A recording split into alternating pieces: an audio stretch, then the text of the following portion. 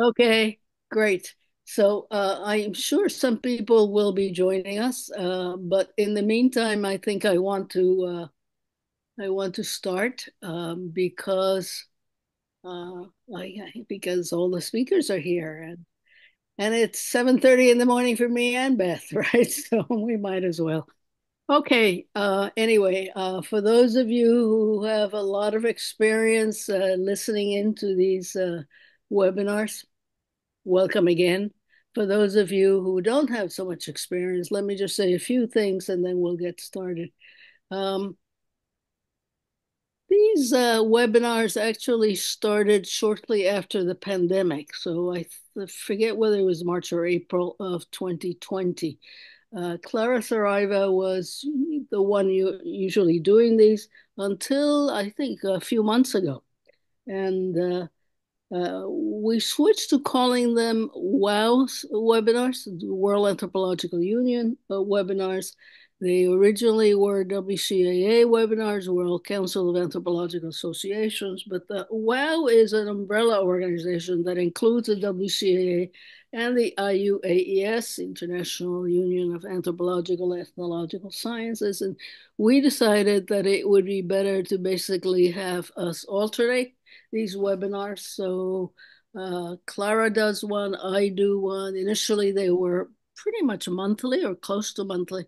For the last couple of years, they've been basically every other month, but this is my first one. I hope Clara will join us. I have been asked to ask you guys to mute if you're not speaking, and that usually makes things go much better. Um, what I will do, I mean, this will be usually pretty much the same kind of format that we've had before, but with a couple of variations. One of them is the reason we're starting half an hour earlier than usual, which is because Sarah Green has something else to do. And we'll probably not be able to join us for all that long, but we're going to start with her. And instead of just going to Eastern time zones, Clara has always done this so that the later in the evening people get to do this. But we're going to do this a little differently because Sarah has to go.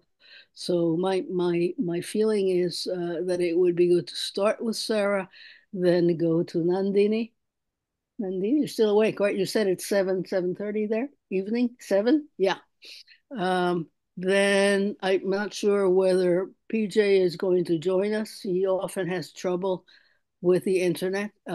So if he does, I think uh, great. But if he doesn't, I think I would then go to Markus and Beth, and sort of in that order.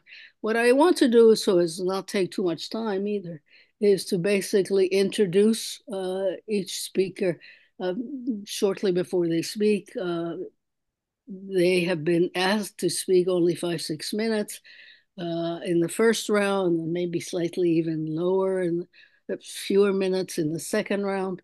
And really sort of to open it up because what I really want is to make sure there's a lot of time for Q&A, discussion, debate, etc. So I don't want to say anything. As you know from the poster and so forth, we have people from lots of different countries speaking, and also actually quite a few countries participating, listening in, and so forth. Anyway, Finland, India, Nigeria, if PJ makes it, Switzerland, the US. Okay. So, Sarah, are you ready? Yeah. Okay. So, she sent me a bio a little while ago, but I had already done some sleuthing. So I'm going to read a bit from her bio, but also ad lib a bit. Okay. So anyway, uh, I don't know where she is on your screen, but Sarah Green will be our first speaker. She is like 3 rows down from me. She is professor of social and cultural anthropology at the University of Helsinki. From her name, you can probably tell she was not actually born and bred in Finland, but She is quite interesting in many ways because, well, let's see.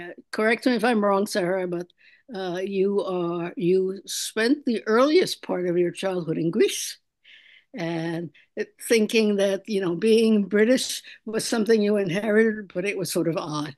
Anyway, she went to Cambridge. She was a paralegal actually before she became an anthropologist. She went to Cambridge, got her PhD there. I forget where I met her, but I do know that we met each other when she was at Manchester, and she has now been in Helsinki for years. Anyway, she is a specialist on the anthropology of space, place, borders, and location. And in recent years, that has focused particularly on increasingly tense encounters between human borders and non human life. Her regional focus has been Europe, the Mediterranean, the Balkans, Greece, and the UK. She led a large research project, one of those big European things, a large research project called Cross Locations, which experimented with what ethnography would look like if, quote, the field was understood as a place of overlapping relations with and disconnections from other places. A dynamic and regional understanding of location, one with many cross-cutting borders, rather than as a fixed place with fixed borders. Her own part of this project involves studying the way that more than humans encounter human borders, livestock, wild animals, and microbes. Her relation to anthropology of law partly grows from these research interests, laws, and the regulations they generate, both when followed and when flouted, make up how border dynamics work most of the time. She also has a history of being a paralegal, as I said earlier, and working for a law firm. I think that was in the US, right? No? Yeah. Uh, Before becoming an anthropologist, and that experience left a stronger trace in her thinking. But the one thing I found that when I was sleuthing is that she may not be finished, but apparently the Finns appreciate her because in June of this year, she was awarded an honorary doctorate at the University of Eastern Finland for her contributions to border research. Is that correct? Yeah. Yes. Okay. I can read lots more. Manchester University Press book series called Rethinking Borders is co-edited by her and Hastings Donnan. And I don't want to keep going. I want to hear from you. Okay. Go ahead, Sarah. Did I say enough? Yeah, but plenty, far too much. Thank you. Um, Thank you for being here, and I'm sorry I forced you to get up a little bit earlier because I have a faculty event that I have to be at. It's 3:30 p.m. here, and I have to be there at 4:30 and have to go across campus. So law, because of both my interest in borders and location and how that changes a sense of being somewhere in particular as opposed to being somewhere else, has been a very great interest to me over the years. And recently I've been working with Iris Braverman, who's both a lawyer and an anthropologist, looking at how those two subjects come together over issues particularly to do with settler colonialism, but also animals and zoos and veterinary practices and so on.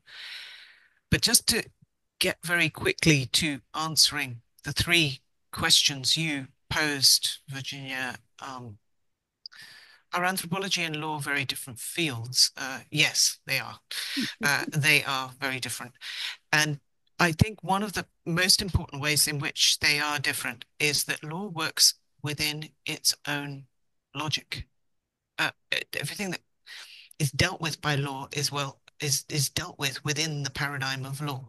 And that's quite deliberate. It should be, it's according to the law that things work. Whereas anthropology isn't so neat in its borders, if you like. It work it tries to work out what logic people are using and bringing to the table. And it has had in the past attempted to have its own borders as a discipline, but we're constantly breaking out of them.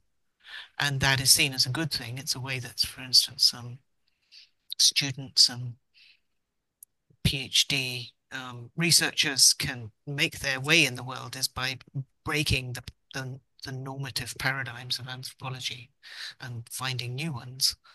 That's encouraged in anthropology. In law, that would get you kicked out. So I think that's the key difference, I would say. Uh, is the rule of law an aspiration or even an illusion of democratic societies rather than the fact that makes them different from non-democracies? Um, yeah, this is a really, really important question right now. And I would strongly argue, you have to remember that uh, Finland, where I am currently located, has an 850-mile border with Russia. And so that's the context in which I'm speaking now, as well as some disappointment in what happened in the American election recently. The rule of law does not really exist, I think. But it is crucial as a concept to follow it. Um, Living in Finland, I've realized that attitudes towards the rule of law in this country are very different from all the other countries I've lived in. I've lived in Greece, I've lived in the US, I've lived in Italy um, in the past. And in all those three countries, there's a very great deal of skepticism towards the state in general. And the law, particularly perhaps in Greece in the past, was seen as a slightly sort of flexible thing. Um,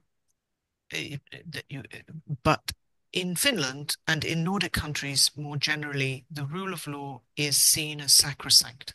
It is seen as a principle and a belief that you have to, that everybody has a responsibility to follow the rule of law and to believe in the rule of law, because without that, you will fall into autocratic regimes, which badly affects everybody. And it's not that it simply exists, that it is a thing, that it's there. It has to be constantly performatively created. It is, it's never perfect. It never works as it should. It's, I think Bill Maurer used this word adequation to talk about how money is supposed to do a lot of things that it fails to do very often. That that the rule of law idea fails constantly, but the principle is something that is extremely important to try and pursue. And if we, I really do think that we're living in such interesting times at the moment that it's something that I have as a principle uh, personally, but that also anthropology could probably help in trying to understand the circumstances under which people lose faith in the rule of law and lose faith in the idea that it is achievable, however imperfectly, and to really understand from the side of those who are moving towards the right or towards populism, towards anti-intellectualism, towards more authoritarian regimes, to really understand what it is that is pushing them in that direction. And that's a very important part that I think anthropology can play in looking at how to try and protect the ideal of the rule of law. That's the rule of law. And the third, what can scholars and practitioners of law bring to anthropology, and what can anthropology bring to the practice and scholarship of law? Well, I think scholars and practitioners of law are very good at pointing out that it is mostly human beings who are making the rules about how things are. And that lawyers, because they work in this paradigm of law, this sphere within which law works, and has to work within certain kinds of rules, which can be broken, of course.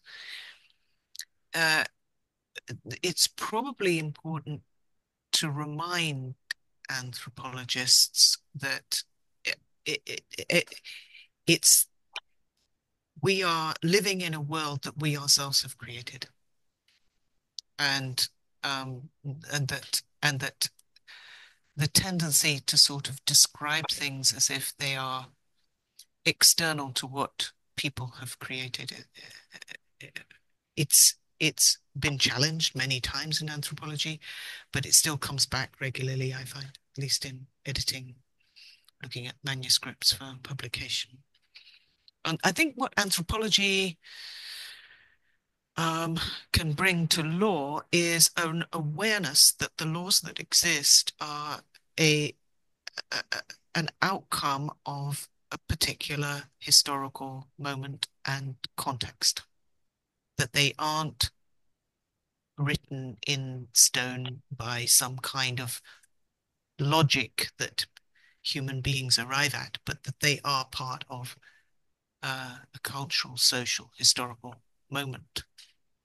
And it's surprising to me, actually, when talking to lawyers, how little that is something that occurs.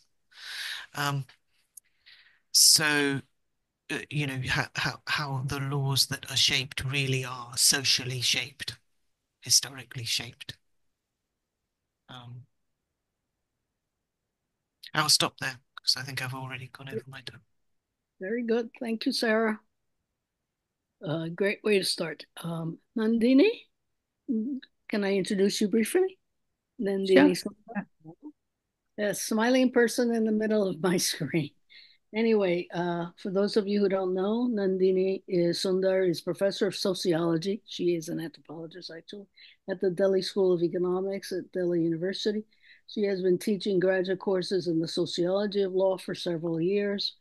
3 recent articles in the field of anthropology and law include the Supreme Court in Modi's India, which I haven't read and should. I'm very interested. When Victors Claim Victimhood, Majoritarian Resentment and the Inversion of Reparations Claims, and We Will Teach India Democracy, Indigenous Voices in Constitution Making. Relevant books include The Burning Forest, India's War Against Maoists, which has been translated into several Indian languages, and Legal Grounds, Natural Resources, Identity and the Law in Jharkhand. This is from what she sent me, but I would also like to say the reason I actually invited her, in fact, I pushed her a little bit to do this, is because I know that she has been very much of an advocate, played a role of advocate, and has a complicated relationship with the government of India. So I don't know if you always had that or if it has something to do with your spending time in New York. She has a PhD from Columbia, but I really wanted to hear what you have to say. Okay, Nandini. Thanks, Virginia. Thank you for asking me to be part of this. Can you hear me? Yeah. So I think the last time we were on a webinar together, our house was being raided by the police who took away my partner's computers, and because he's a journalist who's often very critical of the government. So all that was happening in the last webinar, and I hope nothing as dramatic happens this time. So we've had, I think, complicated idea of the rule of law in post-colonial contexts like India. I think when you try and unpack what the rule of law really means, in many ways, you also need to unpack what the idea of justice means, because the two are really connected. The way that the rule of law has been thought about traditionally has been in at least 3 different ways. The first is rule by law, the idea of law as something that has to be observed, obeyed, black letter law. And that's the way that most people sort of think about the rule of law, that there is something out there that you have to do. The second way, of course, is the idea of the rule of law as a procedural good, which is the way that even somebody like E.P. Thompson, when he was writing Whigs and Hunters, which was all about a black law. And at the end, he says, but it's a unqualified human good. So it's the idea that procedure, if observed fairly, has its own positive benefits. But the way that procedure has been applied in many contexts is as a weapon against people. So it's uh, the procedure is used, in fact, to deny the rule of law. The third way in which people have thought about the rule of law, and that's more in an aspirational sense, is of rule of a just law. So the idea that rule of law is then connected to struggles, citizenship struggles, struggles over the idea of justice. That's really perhaps the most um, useful rule of law that we should be thinking about. Now, if you look at the way that the rule of law has been criticized in anthropology, I think there's been a lot of good critical work looking at, Laura Nader's work looking at the rule of law as a colonial imposition. The way the World Bank has been thinking about the rule of law is simply as an extension of the right to property. So if a country has private property, it has a rule of law. And if it doesn't have private property, then it's somehow seen as beyond that. There's also the sort of traditional idea of the rule of law as a form of ideological hegemony, because even though the system overall is unjust, the fact that you have a few good judgments sort of keeps alive faith in the law as something that one can approach. And then you have the rule of law as the iron cage of proceduralism. Now, if you think about the way in which law has been deployed in authoritarian or majoritarian regimes, um, I would argue that in post-colonial contexts, law has always been an artifice. The very idea of the rule of law is always something that has been constructed, that people collude in saying that they believe in the rule of law, even though most of the law that we have inherited is entirely unjust, entirely, part of a colonial tradition used to expropriate people. So to have the rule of law in this kind of context is really a rule of lawlessness, because it's actually taking away from people's uh, rights to subsistence and to life.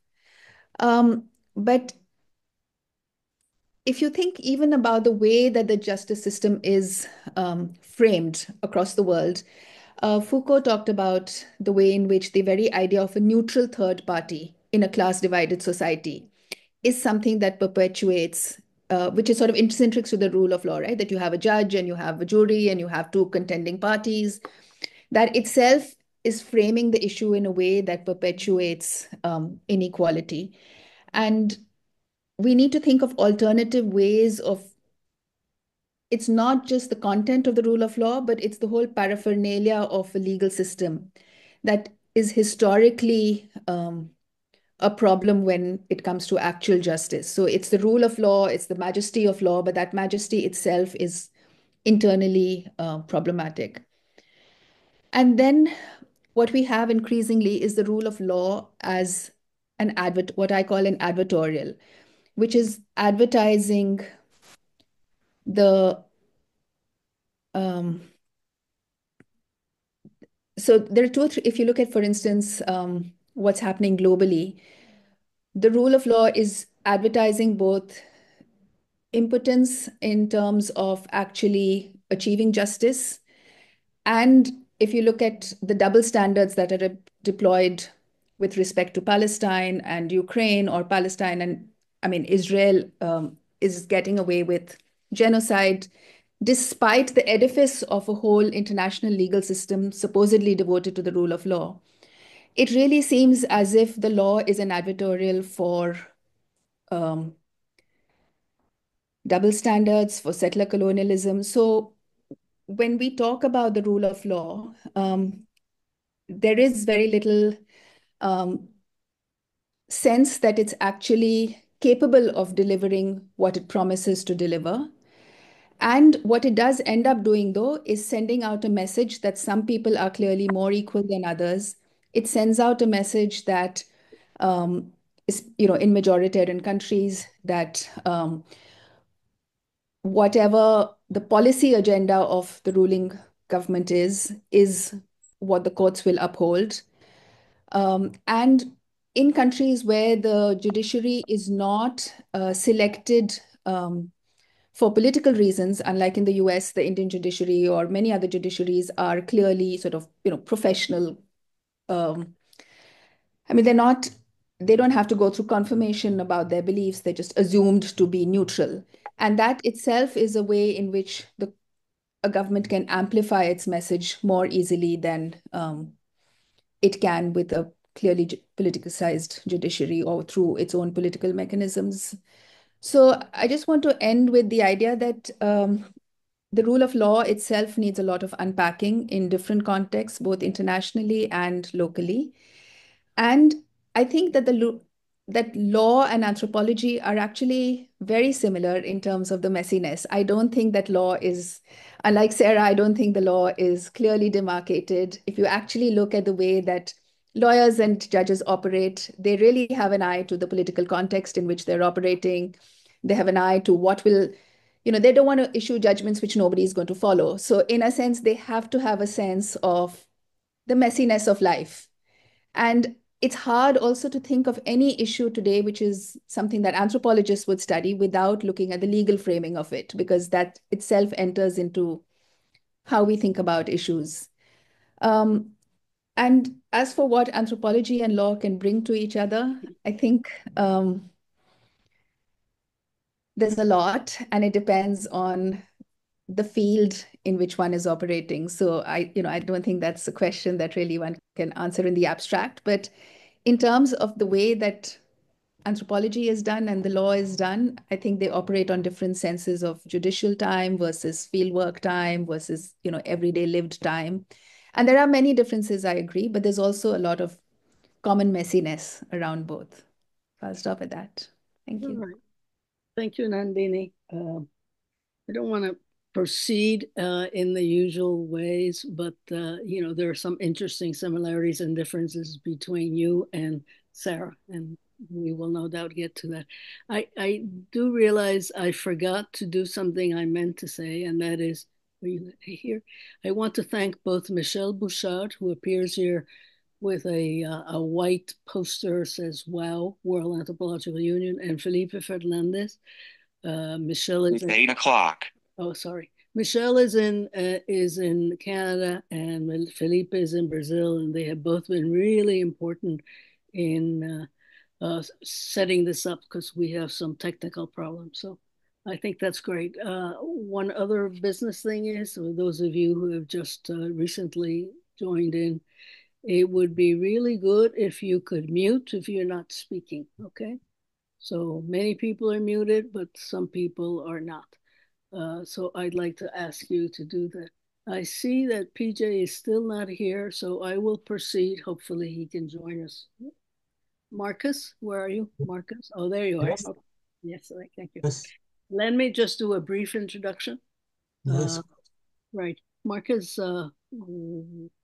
Welllenmann, is that how you pronounce your name? Or Welllenmann? Bye. Welllenmann. Is a legal anthropologist. Not everybody here is actually that, by the way. We have somebody like Sarah, who used to be a paralegal, but a lot of her work on borders deals with law as well. Beth Mertz is both an anthropologist and a lawyer, actually. So, I don't know that any of these people call themselves legal anthropologists, but you do, Markus, so that's great. Anyway, he's a legal anthropologist and head of an independent consulting firm called the Office for Conflict Research in Developing Countries, which deals with, specializes in legal pluralistic configurations in non-Western countries and offers operative advisory services for international development agencies in the domains of law, social politics, and crisis prevention. Markus has an MA in social anthropology from Zurich University in Switzerland and a PhD in agrarian law, fascinating, from the AU Wageningen in the Netherlands. He has basically done, since advocacy work, but also academic work. Between 2001 and 2012, he was a frequent guest at the Working Group on Legal Pluralism at the Max Planck Institute in Halle. And since 2006, he has been a member of the executive body of the Commission on Legal Pluralism. He has published widely. I'll just mention a couple of things. The Governance of Legal Pluralism, Empirical Studies from Africa and Beyond, which he edited, came out in 2011. And let's see, Local and Global Communities, a case study from Senegal in Anthropologica, Journal of the Canadian Anthropological Society. Since I think the pandemic started, he has been more involved in legal pluralistic configurations of health administration in Switzerland. I found out all sorts of other things about you as well, but let me leave it at that. You can mention them. Okay, thank you. Okay, it's your turn, Markus. Well, I thank you very much to participate also at this webinar. It is the first time for me to participate at your webinars. And I was somehow surprised about the questions you wrote. The first one, you refer to the issue that anthropology could be more liberal and the legal science is more conservative. And then motivated from these questions, I went back a little bit into the history of social anthropology, and I found that quite a number of important or influential social anthropologists have also a background in legal sciences. One could mention, one could go back to colonial times, to George Fraser, to Rattray, but then also Hubel and Llewellyn, who wrote the book about the Cheyenne Way. Then later, one could mention Lloyd Fowler's Bantu Bureaucracy, or Max Gluckman, The Reasonable Man, Paul Bohannon, Justice and Judgment Among the Thief, Laura Nader, Sally Falk Moore, Sally Eagle Mary. There are so many people who have also a legal background that I was somehow surprised to get this question, which I think is more dichotomizing the two fields. And I think for me, the critical question is rather what is the notion of law people have, whether they connect law directly to the official law, to the general law, or whether they see law as a dimension of social organization. And if you have this broader approach, of course, social anthropology and legal sciences are quite close together. And I have to say perhaps also why I came to this bridge between social anthropology and legal sciences. I was, as a young student in Burundi, just 6 years after the genocide, and at this time it was very difficult to talk about people, about their situation, their life conditions, their political feelings, etc. Always under a taboo. And always felt as an attempt to figure out how they have been positioned in the genocide, and this made it very difficult to carry out a social anthropological study. And then I shifted to the law, to the courts, because at the courts it is impossible to neglect the personal implication in the conflict, and to insist on this general taboo, which was institutionalized by the government. And via the law and the courts, I found a way to get a good contact to the local populations and to talk about them, about the different problems they have, for instance, with population density, with gender conflicts, with conflicts about succession laws, etc., etc. And therefore, I think this is my personal experience, the root of my personal experience, and therefore I was always very keen to bridge both disciplines together. I think if one goes back to the history of social anthropology, one sees that during quite a long time there was a discussion around the question whether the existence of law is related to existing sanction mechanisms, and whether the rules have a binding power. But with this discussion, I think one was mismatching in a way the form of law with its qualities.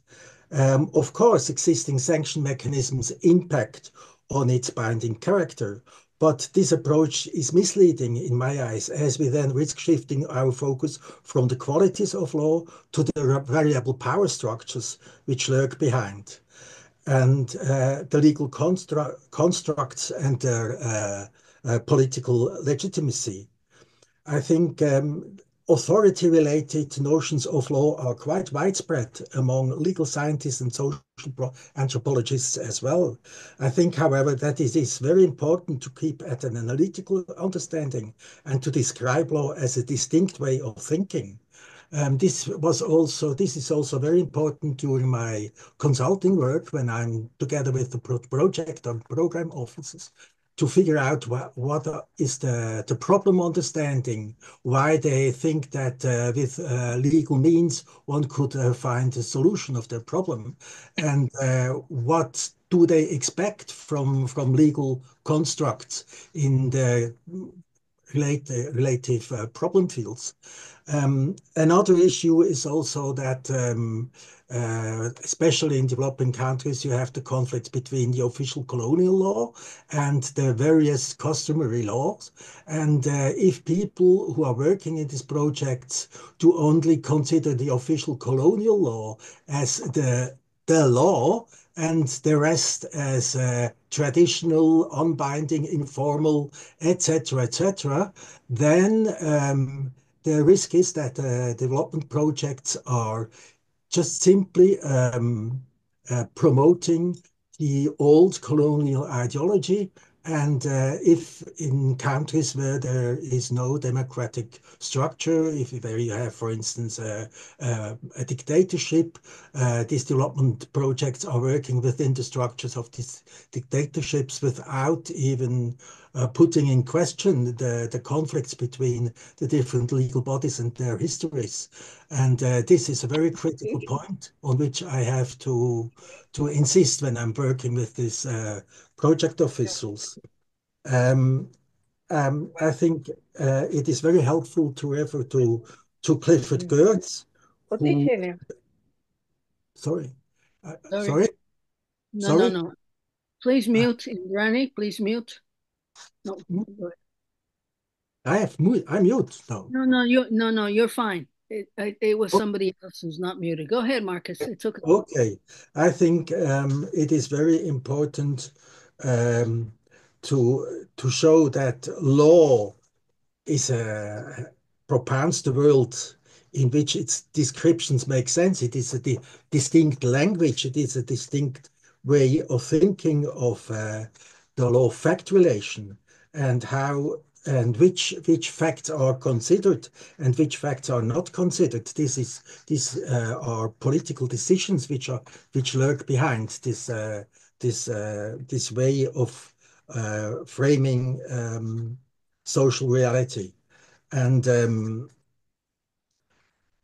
then I come to the question of the rule of law, whether this is an aspiration or even an illusion of democratic societies.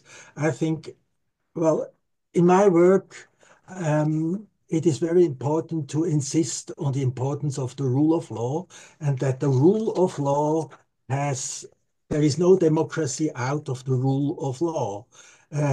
But the rule of law in a more idealistic sense, not the rule of law as it has been described by Nandini, where it is instrumentalized by the colonial power. This is not the rule of law of what we are talking in our project. The rule of law as a frame which guarantees accountability to the law, the separation of powers, the fairness of its application, participation in decision-making, legal certainty, etc.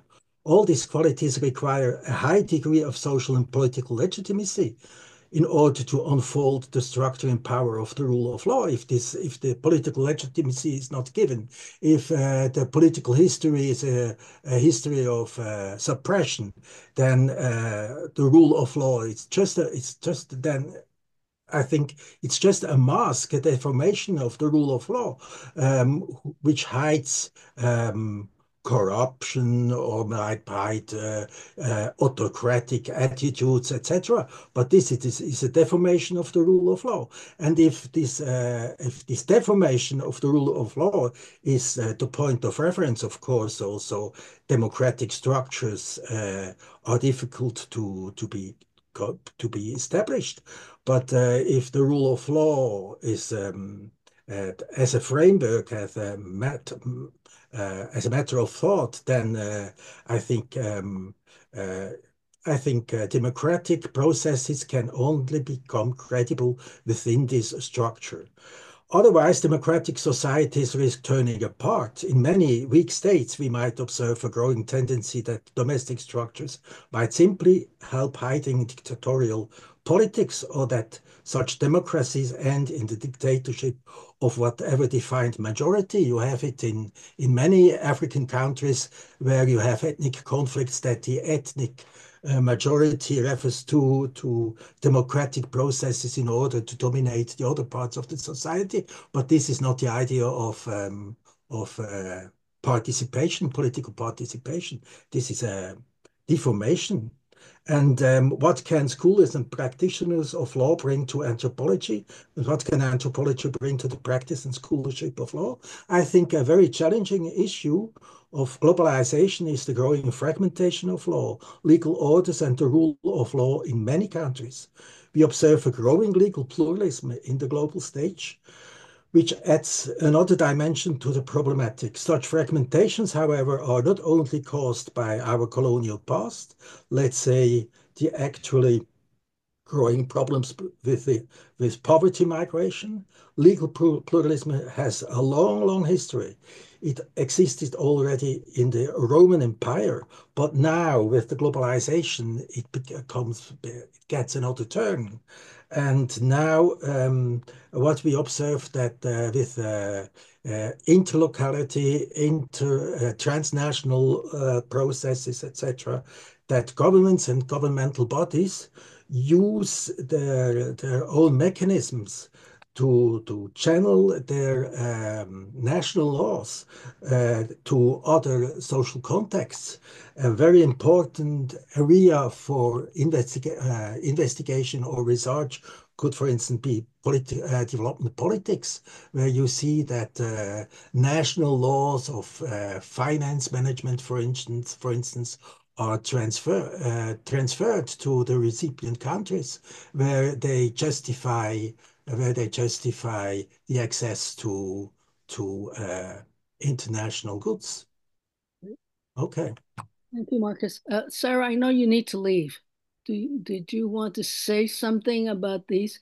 Beth can wait 2 minutes. I was just writing a message because I literally need to leave in a minute. But what I wanted to say is this is fascinating. I wish I didn't have to leave, and a very important discussion. And one important thing that I was wanting to just say in response to Nandini's discussion is that I completely agree that the practice of the rule of law in practice has always been regularly, if not always, used to oppress people. And my approach was more directed towards looking at what is the alternative to the ideal of the rule of law. Not necessarily advocating any existing version of its practice. So I completely agree with what Nandini says about the way in which even the ideal of the rule of law is sometimes used as an oppressive tool. but that I guess when I'm and I guess there's some obvious examples recently in the Supreme Court of the United States of saying, well, that's the rule of law, and a lot of people are saying it's not the rule of law. How could you call that the rule of law? Uh, but I think that the difficulty is trying to think out what the alternative is to that ideal, and that's the problem. But I'm really sorry I have to go, but this has been a very enlightening, even for the few minutes I've been here. Thanks, Sarah. Thanks, Sarah. Bye. Thanks. Okay, Beth, I'm going to read what you sent me at some point yesterday, maybe with a little addition or embellishment. Okay. Okay. So since PJ is still not here, we're going to proceed with Beth's comments. Beth, in some ways, Elizabeth Mertz, I've known her for some years as Beth, and I realize that your email thing here says Beth Mertz, right? So anyway, she's research professor at the American Bar Foundation and John Ryla Bouchard, professor of law emerita at the University of Wisconsin Law School, where she's also affiliated faculty in the Department of Anthropology. Her linguistic anthropological book, The Language of Law School, Learning to, quote, think like a lawyer, unquote, is assigned in both anthropology and law school classes and was relied on by the Carnegie Report on U.S. legal education. She holds a JD, a law degree. In addition to her PhD in anthropology, in 2022, she received both the Career Calvin Prize and the Wheeler Mentorship Prize from the Law and Society Association. She is an active participant in the new legal realism movement. And here's my embellishment. When I first knew Beth, she was actually doing linguistic, cultural, anthropological research in Canada. Little did I or anybody know that she was going to then go to the American Bar Foundation, get a law degree from Northwestern University, and then teach for many years, right, at the University of Wisconsin Law School. So in some ways, you know, she's very important here, but she's also a little unusual in that she is both a linguistic anthropologist, very much into semiotics, and a lawyer. And I have absolutely no idea what you're going to say. Thank you for coming. You can join so many people in that regard, Virginia. My children always await with great fear what I'm. No, so yes, and Virginia was my dissertation advisor. She introduced me to semiotics. She was fresh out of graduate school at the time. It was a real gift to study with her. And so, yes, I looked at Gaelic English bilingualism in Canada, but I also found session laws that were written in French, English, and Gaelic in the archives that I worked in. And I started getting pulled into asking about legal language. But for today, I just, this is a wonderful discussion. And I do sit in this odd space, right, in between anthropology and law. If I can tell an anecdote, which is what we do, right? Or not, the plural of anecdotes is what we do. But in any case, I was presenting to a combined anthropology and law school audience some years ago. And it was at NYU, and they thought they knew each other. They were meeting together all the time. But after my talk, they asked very different questions. And then because I was friends with both sides of the aisle, they came up to me, and the anthropologist said, "How can you stand working with those lawyers? All they care about is a bottom line. It's yes or no. It's just so crude." And then the anthropologist came up to me, and that's the anthropologist. The lawyers came up to me and said, "How can you hang out with anthropologists? They never come to bottom line. They leave us up in the mist. It's interesting, it's complicated. What can I do with that? I can't do anything with that. And so I thought, and there's a nice little example of the lawyer's desire to do something, to be in action in the world right away. So as they would say, I can't wait for 4 years for your study. Tomorrow I have to make a decision in how I'm representing my client, or if I'm a judge, how I'm going to decide this case. And that tension I've found useful.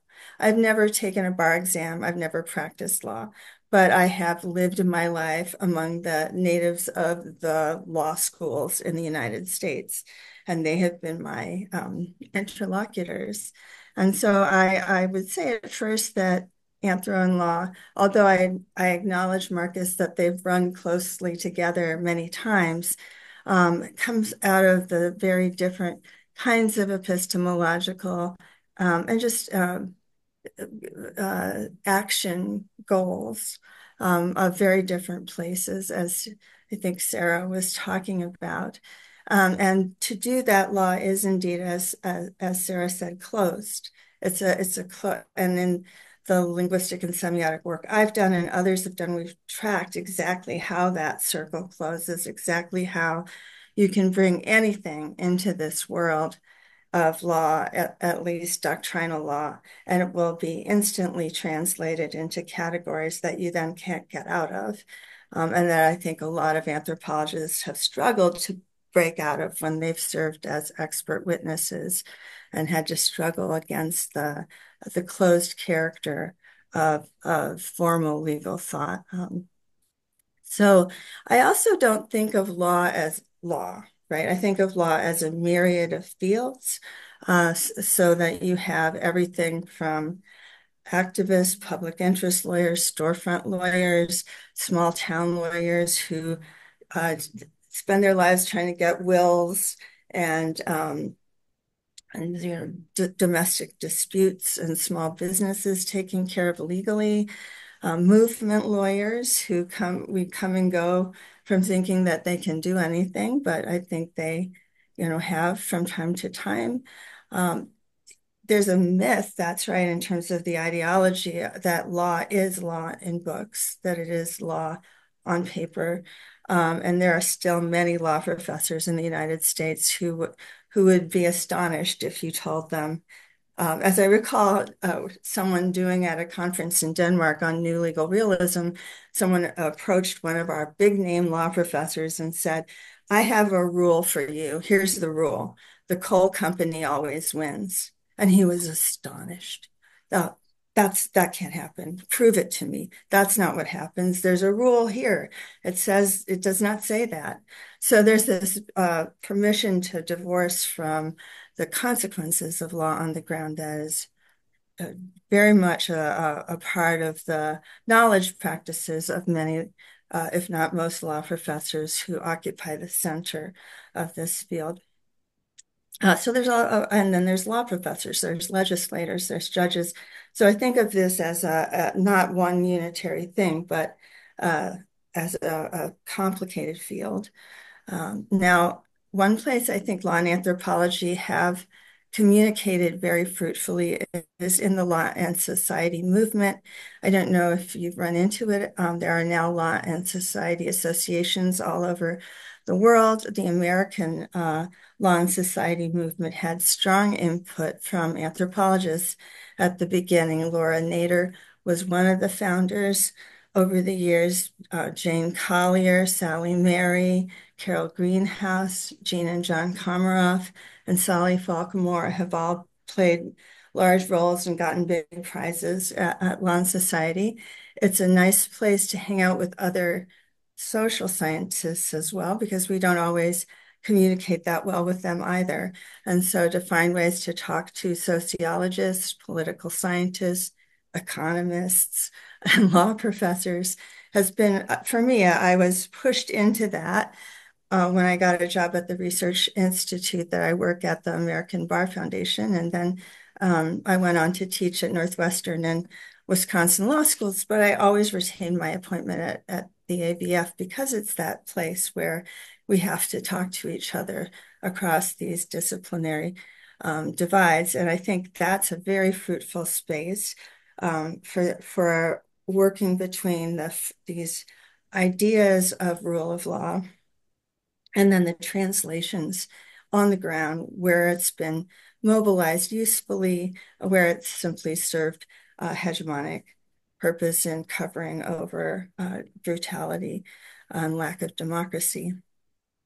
And I will just say the new legal realism movement is a law and society movement. It is a conscious movement from people who have PhDs in anthro, soc, who are law professors. And there's a growing number of us.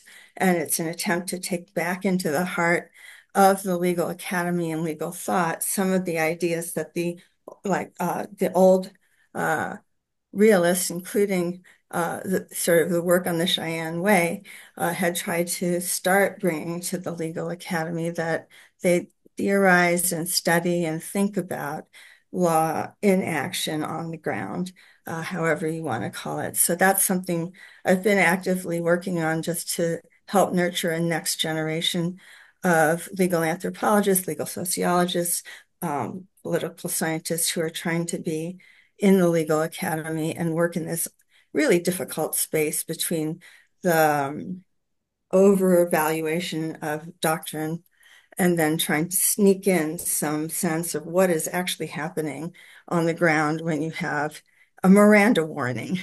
Well, we're all fine because there are Miranda warnings, right? So you're told you have your rights when you're stopped by a cop. And so slowly trying to get across to people that no, we're not all fine just because there's this rule on the books that says you get a warning. So rule of law's aspiration, obviously core to many debates, including in law. I would say, so we had the Marxist CLS, critical legal studies folks, who would say, no, rule of law isn't even an aspiration. It's just, it's superstructures, ideology. And then to the neoliberal and right-wing folks who would like very much for us to believe that, yes, there's rule of law and it's working just fine. But in between, I have found very useful the work of critical race scholars in law. And one of the people I've always loved reading is Patricia Williams, who in her book, The Alchemy of Race and Rights, wrote a really famous chapter called The Pain of Word Bondage, in which she described an interaction with a white male crit, Peter Gable. And he was talking about how informality is better than formality. And he went to get his lease in New York City and just handed his rent money over to the guy who was his landlord, because trust is what we need, trust, and exit the law, exit formality. And Pat said, are you kidding me? I need a formal contract.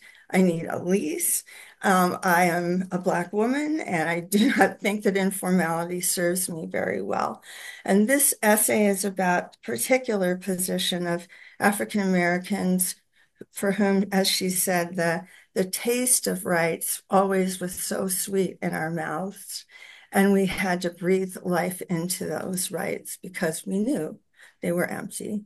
We did not fall for any we were not fooled that they were real, but they gave us something to speak from. And I sort of thought Nandini was making a similar point about the importance of holding on to the aspirations and not just letting everything fall. And so finally, I don't want to go on too long, but what we can bring to each other. Again, if you think, I'm working on an article with my colleague, Justin Richland, who's also a legal anthropologist, and we're mapping out where anthropology and law meet and what are the realms of anthropology, because of course, applied anthropology is always demoted, but it is in fact the place where a lot of the most fruitful work among our disciplines happen, just as forensic anthropologists will know lawyers and will know legal discourse and will know how to work with it. And those who teach law practice in law schools are also considered to be less important. And yet I think they do the work that holds the most sophisticated notion of legal language, of how to work between law and other fields that don't have the same epistemology or the same way of walking in the world. So if we started to break down all the different pieces of our work, I think we would find a lot of overlaps, but ones that maybe aren't as commonly seen. And I certainly hope that that's the kind of thing that where we can take fire from the lawyer who is saying, I cannot wait 8 years to find out what to do.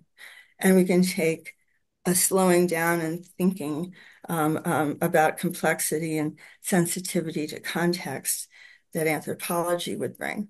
And I close by saying that Virginia drilled into us what she called the messy theory of of culture and society. And so, yes, I love, I think, Nandini, that you talked about the messiness of both and how we should cope with that and glory in it in a way. So Thanks, Beth. I think before I open it up to all sorts of questions and comments, I should let the three of you say something, but maybe especially Nandini, since Sarah referred to you, Beth has referred to you, Markus has referred to you. So, do you have anything to add or any comment to make? I just wanted to kind of respond to something that Markus said, that if you trace the history of how law and anthropology or even sociology have thought about each other, it's, going back to Durkheim, since I've just been teaching Durkheim, I mean, law for him was the index of social solidarity, right? So you couldn't actually understand society except through law. And similarly for Weber, I mean, a lot of what he came from a legal tradition too. And again, for him, the contours of society could really only be identified in many ways through law. But what we have been talking about is a lot of doctrinal law, or the epistemology of law versus the epistemology of anthropology. And I think we haven't looked enough at the institutions through which law is manifested or embodied. So there's law in the sense of the judiciary and the legal system. There's also law in terms of how we think about our everyday lives, which are deeply imbued by law because we go around being lawful in general. And it's sort of not, it's hard to think about the rule of law or law without thinking of it in practice. So I don't think we've really got into the whole field of all the place, like where one finds law, which is everywhere, right? It's just around us. So how can you actually not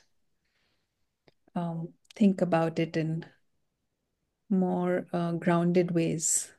And then all sorts of questions about what really is, what justice means, what law means come up.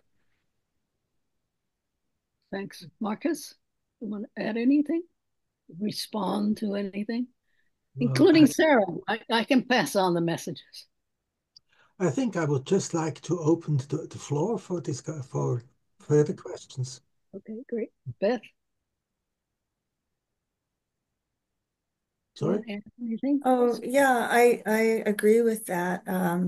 There's work on legal consciousness in the law and society tradition, which is very much about how law is part of everyday life and how people orient toward it.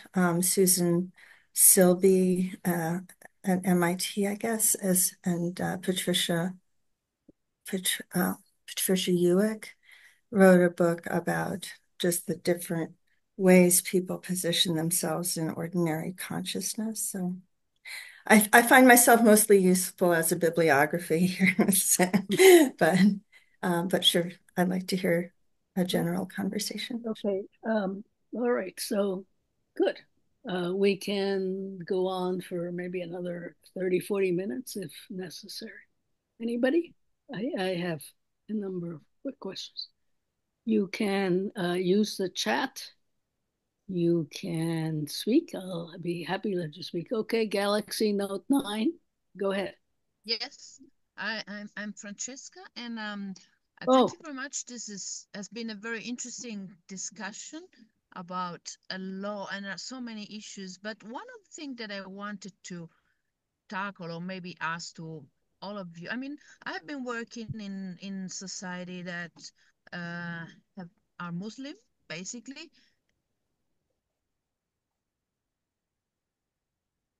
Francesca, did we lose you? Francesca? Well, I can imagine the rest of the question, but clearly, I don't know. Francesca is in two places. Francesca, are you there? Okay, let me anticipate her question about mostly Muslim societies. I don't know. What is the role of the anthropologist? Is it to I don't know, to rubber stamp Muslim law? Is it? She's probably going to get on again. Are you there? But I guess in some ways. Yes, Oh, okay. the Go line ahead. is gone, sorry. I Right. don't know what have you heard about what is said, but I was saying that is in societies that have Muslim religion. Now, the religion is also a very complex systems of juridical norms. So research, anthropological research has to face these things, has to interact with this issue of deviation of certain norms in different ways, but they are juridical and they are written. So, I mean, to what extent then we find anthropology or we find law? Well, that's just a question that I put on the floor. Okay. Let me see. Does anybody want to address that? Oh, nobody wants to touch this. So Yeah. come on. Go ahead, No, I Nandini. think that's a really interesting thing because I mean, Islam has several different juridical traditions, and uh, apart from just the difference between Sharia and lived Islam in terms of family courts, there are lots of informal courts which implement different versions of what is Sharia. There's also different interpretations. So, as with all religions which started off mixing theology and law, I think that's a wider comparative question as well, not just in Islamic societies, as to what constitutes a particular legal tradition in any particular religion. Can I interrupt for a second before I let anybody go on? I was actually thinking about Syria. Yeah, I know this is extremely recent, but it could be all sorts of other places. But the most obvious is the I don't know, Syria before this weekend and after this weekend. I don't know what was law in Syria? What is law in Syria? Is Syria now a lawless society? I don't know. What do we even mean by lawless? Do all societies have laws and we just pick and choose which ones we agree with? I mean, I don't know. Was it Nandini who was talking about justice? Just law? Go But ahead. aren't you then conflating different levels of law? Because there's political law and then there's family law. So that continues regardless of, who's in power and in some ways. And like traffic lights law continues. I mean, so there is, or maybe not. I don't know right now about Syria whether people are observing traffic rules, but there's law at various different levels. Yeah, and I would agree. Thinking about research in Russia over years now, Kathy Hendley and other folks who've looked at how there are courts operating in the shadow of autocracy that really are just trying to get again the everyday problems of people dealt with. And it's a trick to write about that because you don't want to ignore the autocratic law that's also functioning in that space, but you also don't want to ignore the daily work that goes on, and then the changes that creep in, perhaps in response to regimes. Dylan Penningroth just wrote a marvelous book about African Americans' use of courts for just that kind of daily work that has not been written about by white scholars because they're writing about the clash between white and Black Americans through law and the terrible stories of, the failures of law in that realm. But he said, well, we do also have to look at this quotidian space where there aren't white, this is not about you, white people. This is about the daily lives of the folks who turn to law and to their local magistrates for help. So I wonder how that will play out. Muggsy and Michel, you both stated some things in the chat, but I wonder if you could just, Muggsy, can you just talk it out here? You have to unmute. I'm not sure there's anything more I need to say than what I've written, which is the question about does one have, are we talking only about law which is written?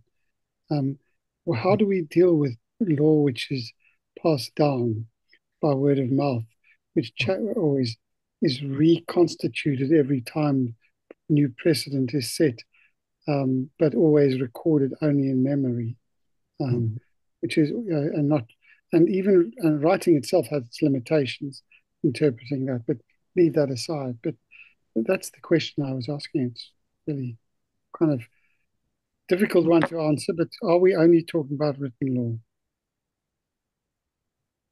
law? Well, I think it is crucial to refer to the problem of codification, especially when you deal with legal advice in African societies, because most of people, especially when you have a high degree of illiteracy, have no access to law because they cannot read and they cannot understand what is written in the books. And then this way, if you consider only codified law, then you deprive a large part of the whole entire society from the access to law. And therefore, it is crucial when you are working in this context that you refer to these different sets of law, and that you consider the existing legal pluralism that exists in these societies.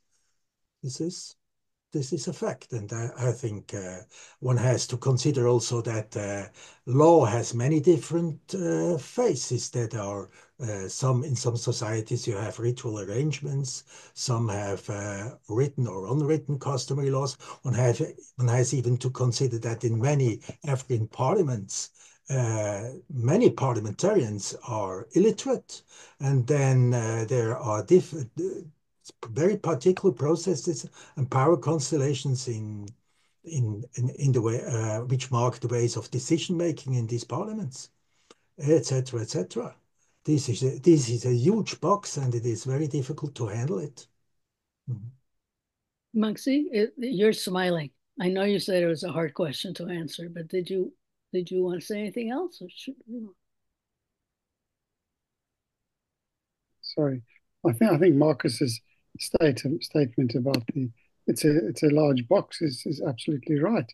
But how if we're going to go there, we surely need to unpack it, because there are various ways in which people manage their lives, if we're going to call that what law is about, and diverse ways of maintaining an archive of that knowledge, and diverse ways in which the archive changes over time. And but also, I don't think it's too different.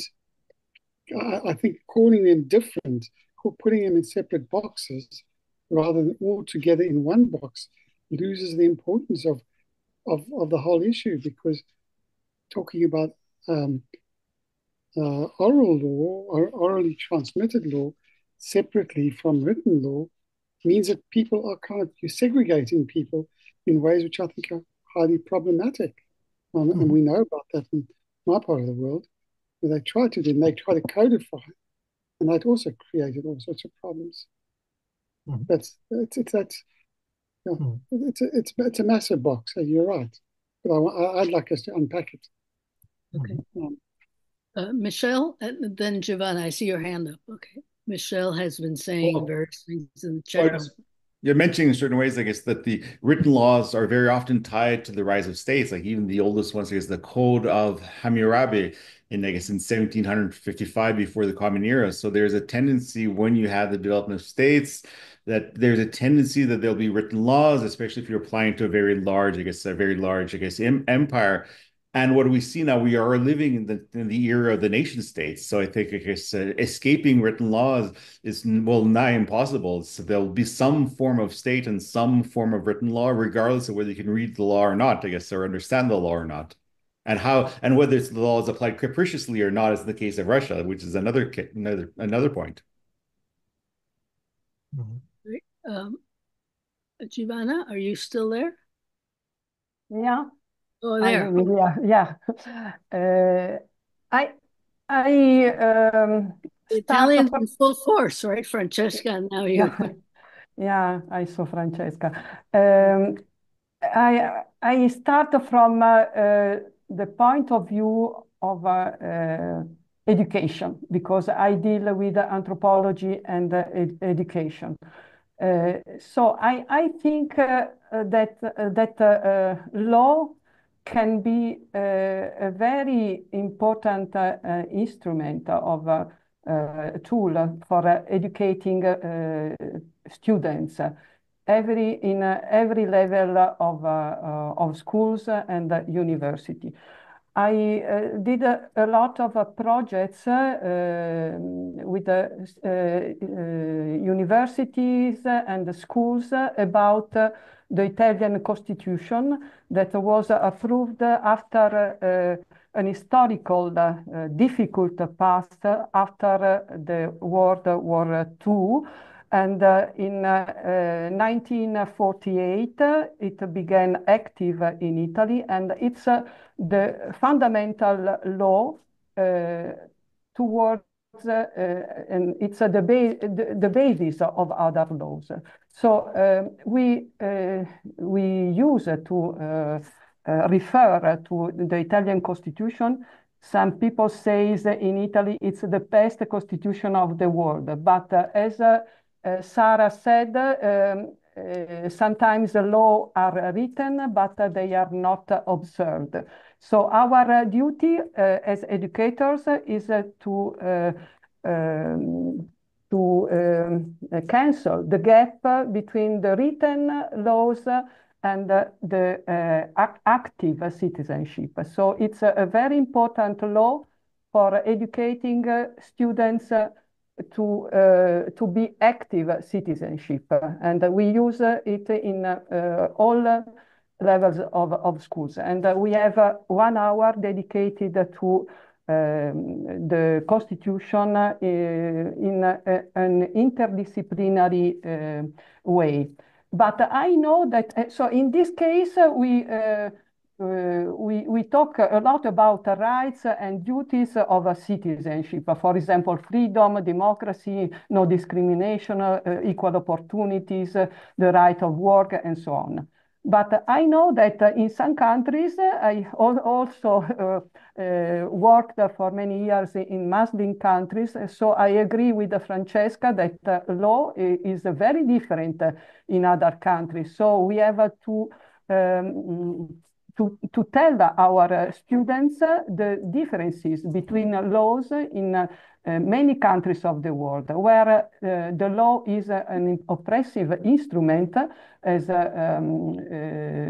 Nandini says, can be an oppressive instrument. We have to discuss and open minds to our students to understand the differences. I also was in Burundi, as Markus says, for 2 years, and there were struggles between inside of the society. So it was very difficult to talk about law and rights as I did in Italy. So my idea is that law can be a very important instrument and constitutions, but we have to distinguish between constitution and if we believe in democracy and freedom, we have to open minds of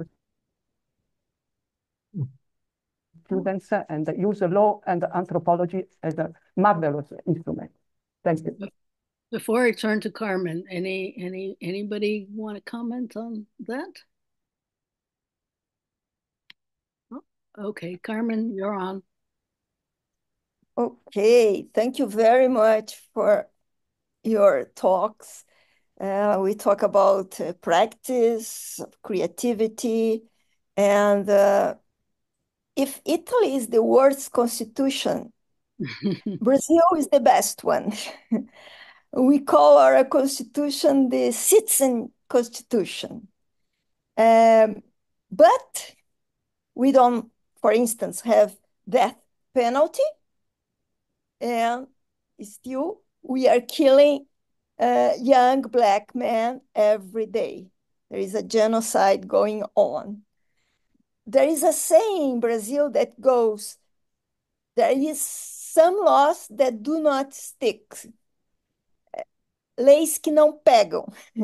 So the law exists, but it's not useful and it's not, people do not obey it. We have an anthropologist, Roberto da Mata, who used to say that football is a kind of technology to teach, a pedagogy to teach law. It's the only space in the country where the law is obeyed, is in football, soccer for you.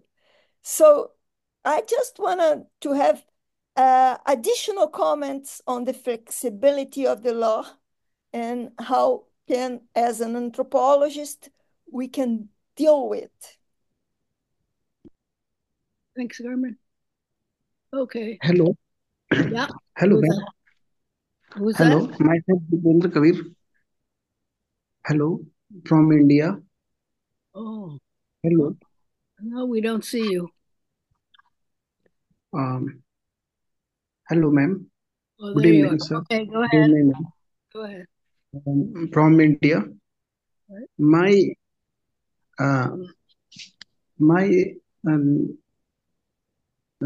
in this field, I'm new student as a research scholar, Dr. Harisham Vidyalaya Sagar, MP, India. So this is the first webinar and huge information for anthropology as a world anthropology as a context. So very informative and excited informations, and this is the very true all over countries as a democratic prospect.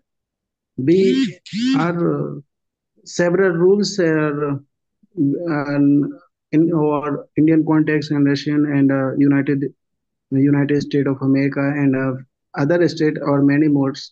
We are anthropologists, so what are the policies and make we all overall rule will be good citizen and human nature and well-being a good citizen for any country or so this is the my short information and a sort of questions and a small query. So please, thank you so much. Hello. Voice will not come, ma'am. Voice will not come. I said, thank you, Jitendra. Okay. Ji, ma'am. We have now had, I think, 3 questions or comments without any responses. Does anybody want to address any of them? Carmen, about the flexibility of law. Beth, you wrote something, I think, in the chat as well. Oh, I just wanted to put up a couple of resources for people if they were interested in them. But I guess on the flexibility of law, it seems as if that's always the dilemma that law is caught in, because the people who put hope in some kind of guardrails, as they like to say, from either written law or law, the traditions, will often find that trust was misplaced. And then when the law is interpreted too rigidly, then it can wind up with real miscarriages of justice. So I would love to hear other people's perspective on how that's worked out in the places that they're familiar with.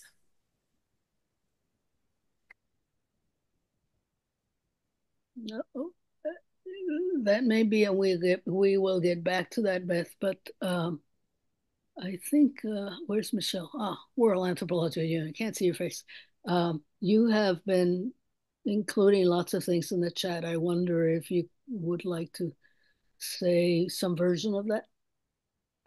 Because when it comes to international law, I'm sort of, I guess, maybe the cynic saying international law only matters if you have at least, I guess, all the nuclear powers in a sense willing to support that law. So to what extent is it a useful fiction in that it is still the state that maintains a monopoly on power, and at the end of the day, it's might makes right. Even here in Canada, that we proudly say we're under the rule of law.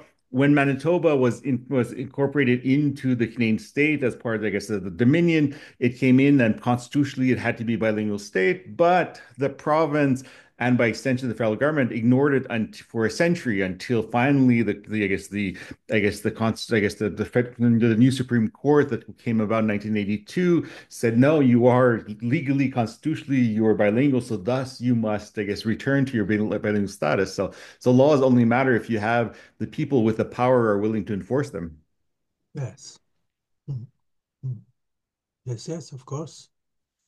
Yes, I completely agree with you. I think this is the critical question, whether the rule of law comes into vigor or not. And I think, however, that also the concept of the rule of law as idea is part of the society, and these ideas, they are circulating around in different scientific circles, and they are discussed, etc. And the critical question when it comes to application is also the implementation rate of legal decisions. I made an investigation in African countries and discovered that the implementation rate might be very low, and it might be linked to political processes which are disturbing the application of official legal statuses, etc., etc. But this is not new. But I think for a social anthropological point of view, it would be very interesting to investigate on the reasons why legal decisions are implemented or not, and where are they implemented or not, and how are they linked to political or economic or religious or other conflicts, etc., etc. This is, I think, what I can contribute. Yes. And for Syria, I would like to say that there one has to see that Syria already was in huge trouble during the Arab Spring. And from there onwards, Syria, in fact, has fragmented in different war spaces.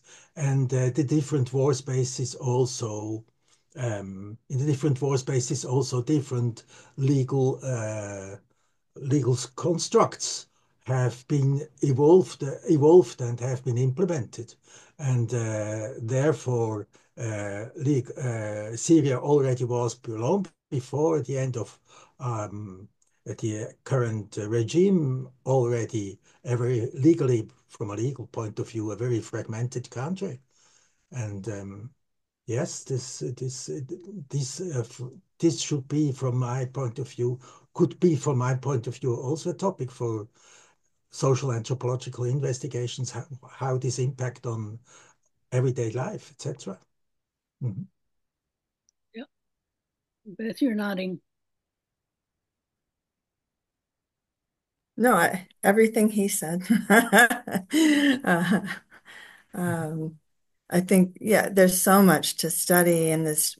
And I was thinking about how, there are so many layers of law, right? And so it's like there's written formal law, but there's all kinds of, and then there's what's happening on the ground, which has various relationships to written formal law, which most people don't even know about, right? We've done studies of comprehension of our formal law and on the street in the United States, and only slivers of the population keep up, and that's because they're being policed so heavily that they have to find out what the latest thing is that they're going to have to watch out for. But in between, I don't know, but as a country is changing like Syria is, what do you do with all the lived daily norms that spring up around perceived law, which may or may not be written, and it may or may not be written the way people think it is. And yeah, it must be just very difficult to study, but very important shifting landscape. Mm-hmm. Carmen, you had some things you put in the chat, but I wonder if you could elaborate. Carmen?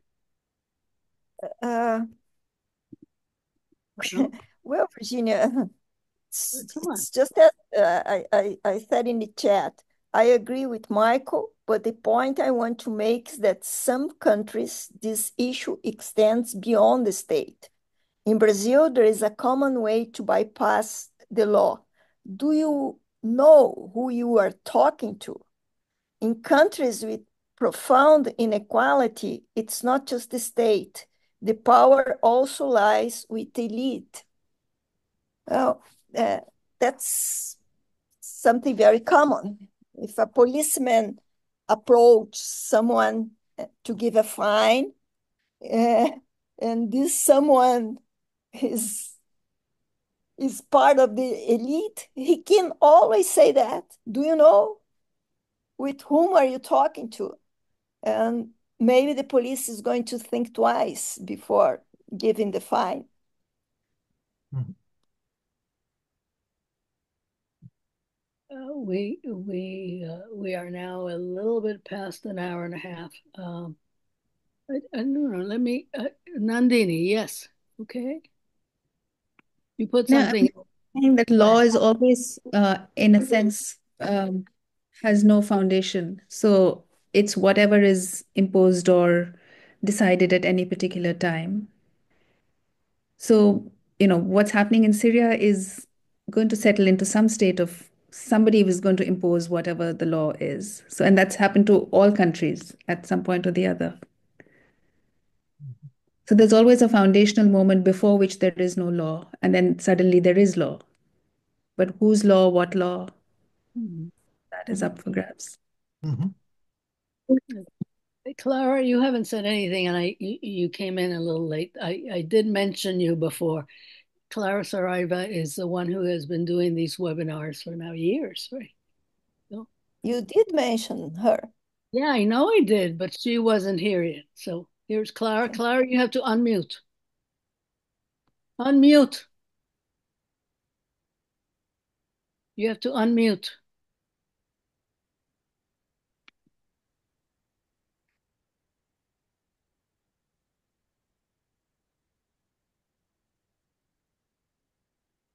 Clara, you have to unmute. You don't want to say anything. Okay. We can't hear you. Okay. Fine. All right. Any last words, anybody? I have many thoughts, but who knows? I was thinking personally. I am reminded of how I had recently gotten a driver's license in the US, but had just moved to Mexico. And apparently I was driving. I turned left where I wasn't supposed to be, but I had been told that Mexican policemen accept bribes. So I gave him a bribe. He took it. And he didn't give me a ticket. And, he didn't ask who I was or whatever. He just took the money. So that was one thing. The other thing is, I think many of you know, I was actually born in Cuba. My parents never voted in Cuban elections. They always voted in the US. They were convinced that there were very different regimes of law in the two places. I'm not so sure. I mean, I don't know that I want to be totally cynical, but, I keep thinking about totally illegal things that the US has done in the world. Why do people believe that we are so perfect? I mean, it's not just Trump and his supporters. I think most Americans actually think that the U.S. really abides by the rule of law and is the world's best democracy. Forget Brazil. Trust me. I don't understand. I'm talking about ideology. You could say epistemology. I don't know, but there's a part of me that really just is probably more interested in ideas about one's own society and what one does based on those ideas. But maybe that's also all been covered. Carmen? Oh, no. Okay. Let's see. Okay. It's because in US you have a good television series, Law and Order. Okay, I guess we've all seen. Clara apparently cannot unmute herself. Markus is saying you recommend something because you have a good series. I could perhaps also add another layer to another layer. Sure. I think one should also once consider the influence of funding institutions on the framing of social anthropological fieldwork, how the legal rules of these funding institutions frame, and what impact do they have on the outcome of social anthropological studies. This way around, one could also figure out the whole framework, the whole legal framework within social anthropology is applied either in Western or non-Western countries. Great. This is a topic I think which should be very interesting and very challenging also for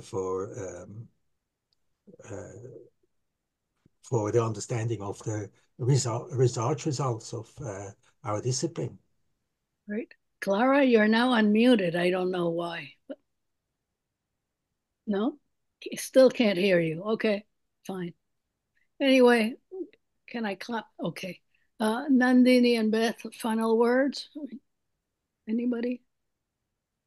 No, it's been an interesting. I put a cite into my courageous colleagues' book on necropolitical law in the United States, and that was preceded by her book on her home country of Singapore, also courageous. So also thinking about law and exactly what you just said, Virginia. So, Nandini, any final words?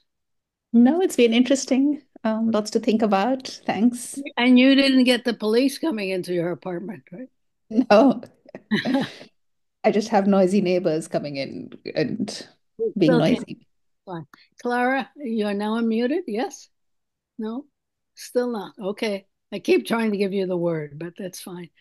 Anyway, it's a little bit past, I guess it's 11 past 9 here in the morning. Jitendra, did you want to say something else? No? Okay. I wanted to thank all of you, perhaps especially our 3 wonderful speakers. Well, 4, Sarah. I don't know. I don't know what happened to BJ, but he did want to talk about how early anthropology in Nigeria was um, very much about legal things, custom, conflict resolution, etc. But anyway, he didn't make it. I don't know. I have sent him the link several times, so who knows? Me? Star? Okay. Thank you, everyone. Yeah, thank you. Clara, you want me to announce the same one, Clara? You know, you still don't have. No? Okay. No, ma'am. Thank you We so are much. doing these webinars now about every other month. And I think the next one will be organized and run by Clara Saraiva. And I think we're talking about the Commission on Education. Right. And then the one after that, probably largely organized or co-organized by me and Greg Etcholi on citizenship, probably in April. That's anything else, Clara? Am I forgetting something? Okay. Thank you all. Bye.